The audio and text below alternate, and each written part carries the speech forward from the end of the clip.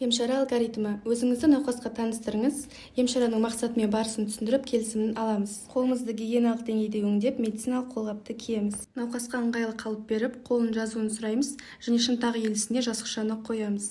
Венепункция жасалатын жерден 7-10 см жоғары жерге, жейдеге немесе жаялыққа бұрау саламыз. Науқастан қолын тыюды сұраймыз. Венепункция орнын таңдаймыз. Көбінесе ортаңғы шынтақ және тері асты веналары қолданылады.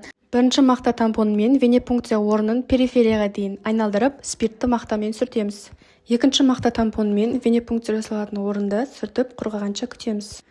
Иненің екінші жағынан қалпақшаны шешіп, инені венамен бір сызық бойына, кескінін жоғары қарата орнатып, тері тереңдігіне байланысты 15-30 градус бұрышпен тесеміз.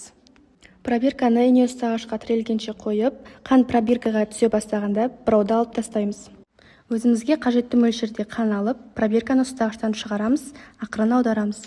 Үшінші мақта тампонымен венепункция орнын басып, инені шығарамыз.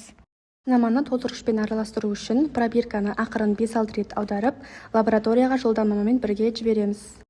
Қолданылған ине мен бір реттік ұстағышты Б сыныбына салып, қолданылған лотоктарды зарарсыздандыру ерітіндісі бар ыдысқа салып, қолымызды қолғапты шешіп, Б класына тастаймыз және қолымызды гигиеналық деңгейде өңдеп кептіреміз.